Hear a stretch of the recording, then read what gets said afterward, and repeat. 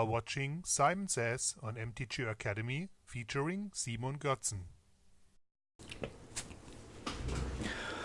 Hello and welcome, ladies and gentlemen. My name is Simon Götzen and you're watching Simon Says. Now, in these intros or opening discussions, I usually try to present something insightful or interesting that I've seen or picked up. Maybe we do analyze a draft viewer from time to time, which I did the last 2 times, by the way. However, I also want this to be the part in the video where we can maybe reflect on where we stand in the format and what's really going on when drafting, in this case, Born of the Gods, Theros. And one thing that's becoming quite apparent is that it's actually a challenging draft format that makes it even more difficult to learn by being quite honestly, quite brutal, in the sense that it's very easy to fall behind, it's very easy to get punished for blocks, and for mana troubles, mana stumbles. So we have identified a couple of things. The most important lesson for me is that the typical approach to drafting, what are the bombs, what is the removal, what are the good cards, doesn't really work in this format. Bombs are still bombs, but then we are talking about a card like Kirara, a card like Brymas. Looking at the pre-release rares, the 6 and 7 mana rares, I'm not even thrilled to open them in my Born of the Gods booster packs, because spending 6 or 7 mana in a format where you can create huge creatures thanks to Bestow, and where blocking, even with the most powerful rare, will just kill it because your opponent is guaranteed to have that Savage Surge, that Rise to the Challenge, that Divine Verdict, whatever it is. So how do you approach this format? Well, the first step is removal is just so much weaker than in pretty much any limited format I can remember. It's probably not true, but it's very, very low on my pick order list. And that means that in the cases where you would want the removal, for example, if your opponent is playing with an Ordeal starred Sedge Scorpion into Ordeal, Favorite Hoplite into Ordeal, then you would actually need a very good removal spell, but you are just not going to have it most of the time.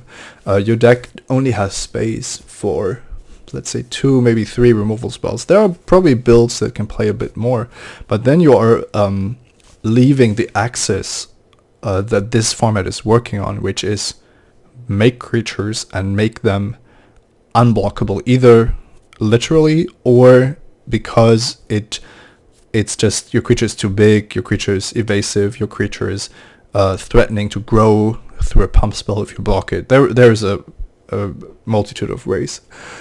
And then there is a lot more going on still. So because it's such a tempo-based format, the mana consistency is a big topic. And looking at white as arguably the best color in the format, the best color for limited in the format, there's a lot of good white double casting cost cards. In fact, most of the best cards are double casting cost. And then white is the premier example for that. Black has a devotion theme in limited that actually works in limited. Green has a devotion theme that actually works in limited. Red has Dragon Mantle. Red has the Red Eidolon in Born of the Gods. Red has a lot of double casting cost cards, Bowl of Karanos, but also 2-headed Cerberus, just a lot of them. What else? Blue is probably the easiest to incorporate, because you can play with a lot of powerful blue cards that aren't double casting cost. However, if, for example, they are instants like Retraction Helix or Sudden Storm, arguably the best blue commons in Born of the Gods, then you will often need 2 or 3 islands in play as well to be able to cast a spell and still have your instant up. You cannot afford to spend extra virtual mana on your instants in this format. And where does this lead us? It leads us to a format where most of your success, I think, is defined during the drafting stage, where it can actually pay off to do something that's very different from what everyone else is doing. it can pay off to just draft white or draft white-red aggro, which is definitely a known and popular strategy. You can also say, for example, I will take advantage of the fact that a lot of people are drafting white cards, and in my personal case, this leads to me drafting green a lot. If I get a green signal or if I open a good green card, then I'm very likely to end up in green, because I know that there's usually only one or two drafters drafting green cards at a given table, and I know which cards I need to protect from the powerful starts in the format, and how to win most of the matchups that you face.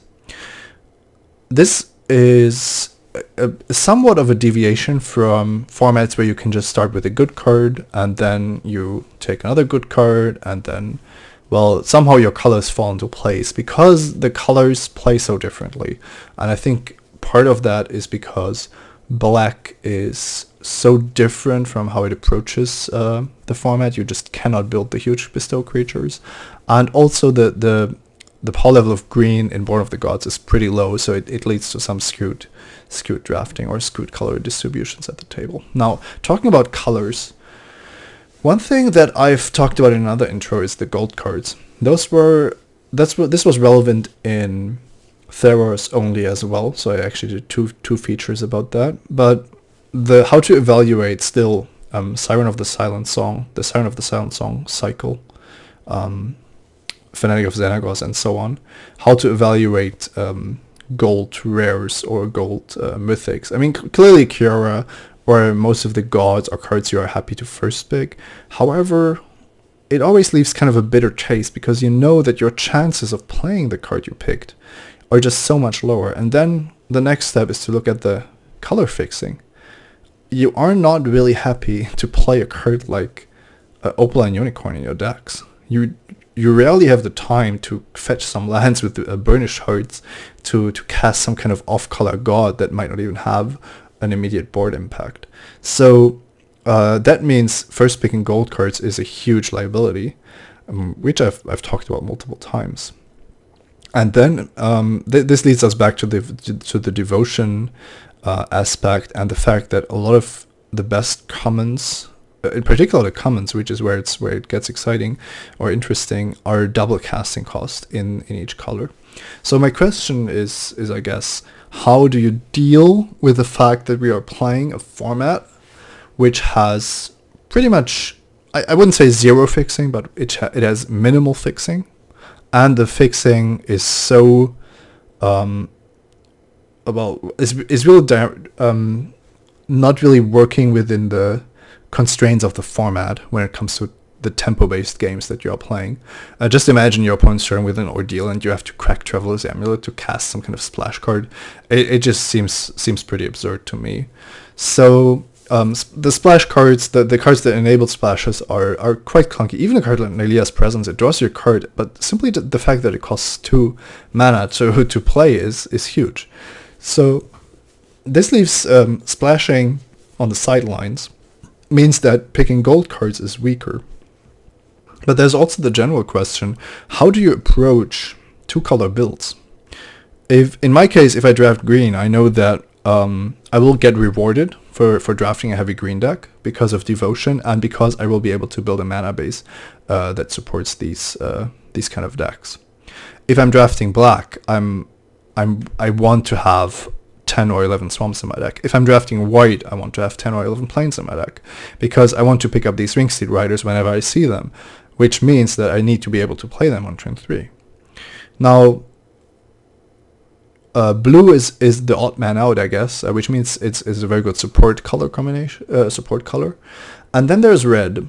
I think that red has a huge potential as the main aggressive color in a deck that is only supported by a couple of other spells in another color, and that includes just being straight up mono red, something that I wouldn't advise with the other decks. Mono black, of course, if it comes together.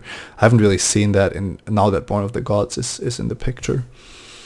And then, how do you draft the almost mono red aggro deck? The problem is the green aggressive cards are a double green.